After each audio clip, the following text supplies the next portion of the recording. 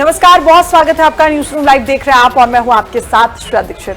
देश अपना 80वां स्वतंत्रता दिवस मना रहा है और इस बार खास रहेगा युवा शक्ति और 2047 के विकसित भारत के संकल्प के साथ आज पूरा देश स्वतंत्रता दिवस मना रहा है। लेकिन सबसे खास बात ये होने वाली कि वंदे मातरम के 150 साल पूरे हो रहे हैं और इस बीच जब तिरंगा लाल किले से फहराया जाएगा उस दिन भी प्रधानमंत्री मोदी जब तिरंगा फहराएंगे वंदे मातरम का एक गायन होता हुआ नजर आएगा। इसी पर रिपोर्ट देखें।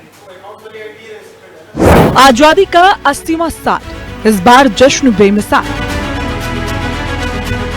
लाल किले की भव्य प्राचीर दिखेगा भारत की नव तस्वीर। वंदे मातरम का होगा गायन, युवा शक्ति का अभिनंदन। आजादी का जश्न, लाल किले की प्राचीर और तिरंगे की शान। हर साल 15 अगस्त को पूरा देश इसी गौरव के साथ स्वतंत्रता दिवस मनाता है, लेकिन इस बार 80वें स्वतंत्रता दिवस का समारोह कई मायनों में ऐतिहासिक होने जा रहा है, क्योंकि इस बार लाल किले की प्राचीर से पहली बार वंदे मातरम की गूंज सुनाई दी। वही वंदे मातरम जिसने स्वाधीनता संग्राम के दौरान करोड़ों भारतीयों में देशभक्ति की भावना और आजादी की शमा रोशन की। और इस बार यही राष्ट्रगीत आजादी के सबसे बड़ा समारोह का सबसे खास हिस्सा बनने जा रहा है। लेकिन विपक्ष इस बार भी भड़का है।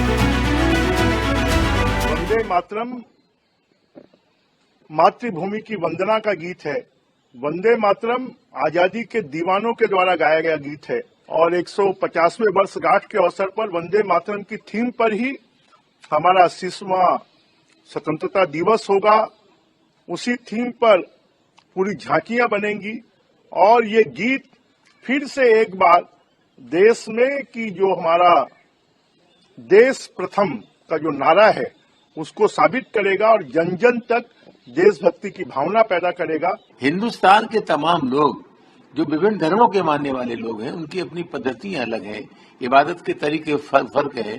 तमाम लोग ईश्वर को मानते हैं, तमाम लोग ईश्वर को नहीं मानते। और छोड़िए, जो हिंदू जिन्हें लोग कहते हैं, तमाम लोग ऐसे हैं जिनका विश्वास ईश्वर में या देवी देवता में नहीं है। तब कुल मिलाकर के जब हाउस व्यवस्थित नहीं था तब उन्होंने कानून पास करा लिया और मैं समझता हूँ हिंदुस्तान के धर्मनिरपेक्ष चरित्र के खिलाफ है। ये अपनी बात लाद रहे हैं। लेकिन कहानी सिर्फ इतिहास की नहीं है। इस बार लाल किले से भारत के भविष्य की तस्वीर भी दिखाई देगी और इस तस्वीर के केंद्र में होगी देश की युवा शक्ति। दिल्ली में एक प्रेस कॉन्फ्रेंस के दौरान रक्षा सचिव आर.के. सिंह ने स्वतंत्रता दिवस की तैयारियों और कार्यक्रमों की जानकारी साझा की। उन्होंने बताया कि 2024 में वंदे मातरम के 150 साल पूरे हो रहे हैं। पहली बार वंदे मातरम का लाल किले की प्राचीर से गायन होगा। पीएम मोदी के लाल किले पर पहुंचने के बाद वंदे मातरम बजवाया जाएगा। प्रधानमंत्री राष्ट्रीय ध्वज फहराएंगे और देश को संबोधित करेंगे।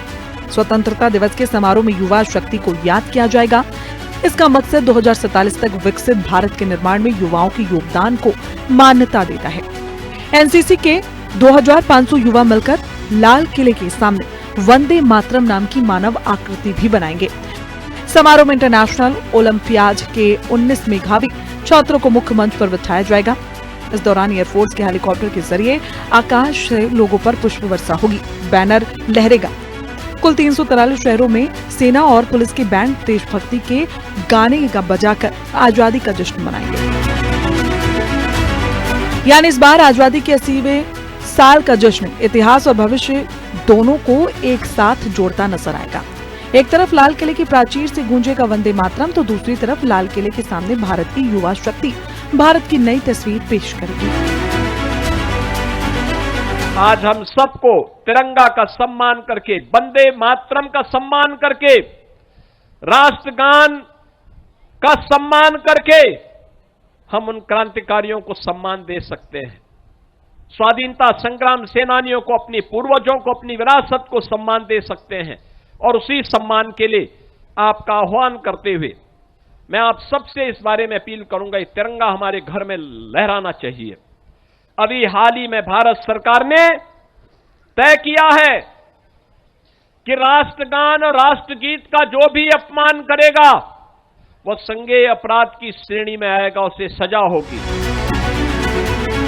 समारोह में महिला उद्यमियों से लेकर कारीगरों, किसानों और प्रतिभाशाली छात्रों तक अलग अलग क्षेत्रों में देश का मान रोशन करने वालों को सम्मानित किया जाएगा।